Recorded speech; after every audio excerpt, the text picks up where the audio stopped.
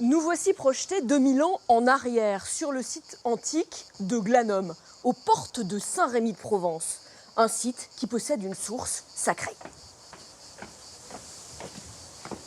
Bonjour Valérie Poulet, merci de nous accueillir dans ce site exceptionnel et cette source sacrée, la voici. Bonjour, oui effectivement, voici cette source.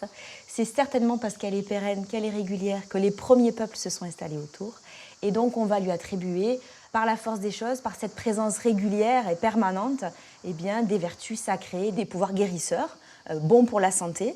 On va honorer à la période romaine aussi le culte de Valetudo, qui est la santé divinisée à la période romaine.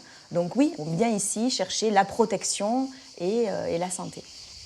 Grâce à cette source permanente, la cité fut habitée pendant plus de 10 siècles, du 1er millénaire avant Jésus-Christ jusqu'à 200 ans après notre ère. Plus personne ne vit là, bien entendu. La ville s'est déplacée, mais c'est un site vivant. C'est un site qui est vivant par ses visiteurs, mais aussi par sa faune locale. Et c'est tous ces petits animaux que l'on va pouvoir y rencontrer et y croiser. Alors je crois que vous avez passé, c'est ça, un partenariat avec la LPO ? Exactement, donc il y a un partenariat avec la LPO pour le recensement et l'observation de ces animaux. Un peu plus loin, toujours sur ce site de Glanum, nous retrouvons Nicolas et Adrien. Bonjour à vous deux. Je crois que vous êtes salut Sophie. en plein moment d'observation. Ouais. Sans jumelles, autant vous dire que je ne vois rien. Ouais, Qu'est-ce que vous observez là ? Ça tombe bien parce qu'on a effectivement un lézard osselet à une dizaine de mètres là devant nous.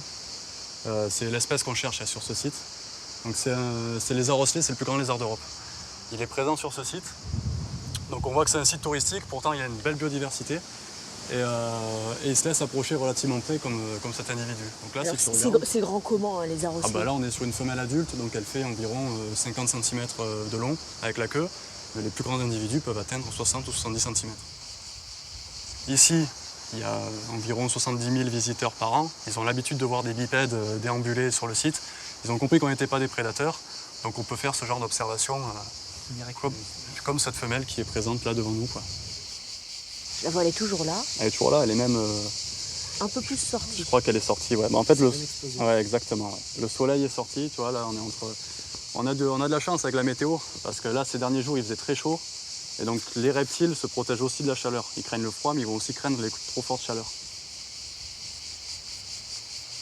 Donc, on est sur un animal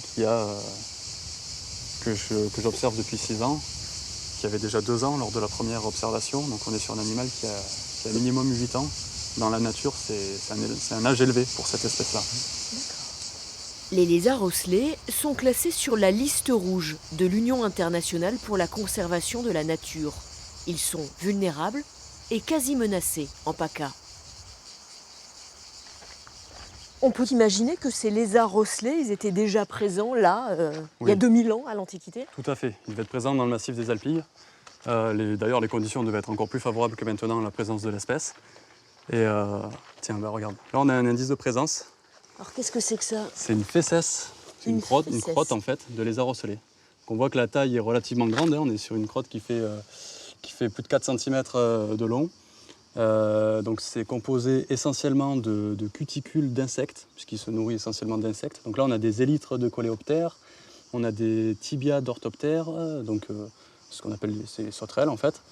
Et donc le lézard osselet, il doit faire quelle taille pour faire des crottes comme ça ? Là, c'est un individu de taille adulte qui doit faire un bon 60 cm. Donc quand on trouve ce genre d'indice de présence, on peut se dire qu'on peut se mettre un petit peu en retrait. On se pose au petit matin, quand les premiers rayons du soleil tapent, on se met avec les jumelles ou la longue vue et on attend qu'ils sortent. Et cela donne des images exceptionnelles. Après les lézards osselets, la journée de Nicolas et Adrien n'est pas terminée. Ils ont rendez-vous à quelques kilomètres d'ici pour un ABC des libellules.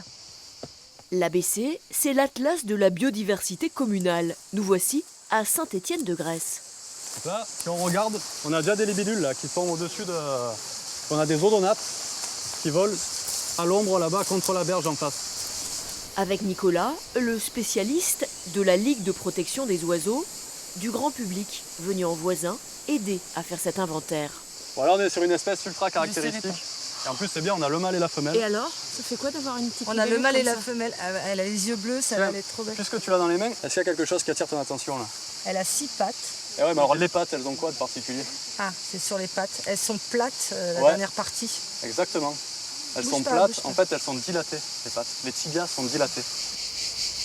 Il y a 5 communes à l'échelle du PNR des Alpilles qui participent à ces ABC. Donc il y a la commune d'Oreille, des Galières, du Paradou, des Baux-de-Provence et de Saint-Étienne-du-Grèce. Ça permet de sensibiliser les habitants, tout le monde habite à peu près autour du secteur là, ça permet de les sensibiliser, ça permet de leur apporter quelques connaissances aussi sur les espèces qui gravitent autour de chez eux, parce qu'on protège mieux ce qu'on connaît de toute façon, et puis ça permet de compléter les observations de libellules. Ces inventaires vont continuer jusqu'au printemps 2023. En quelques heures à peine, grâce au cahier d'identification, il est facile d'apprendre à reconnaître des libellules. Hop, j'en ai une! Voilà. On peut la sortir et essayer de l'identifier. l'identifier. Alors elle ressemble pas mal à celle qu'on a vue tout à l'heure. Plutôt femelle. Celle-ci, par exemple, est une libellule fauve, très commune. Voilà. Hop là! Et tout comme les lézards ocellés, il y a 2000 ans évidemment, les libellules existaient déjà.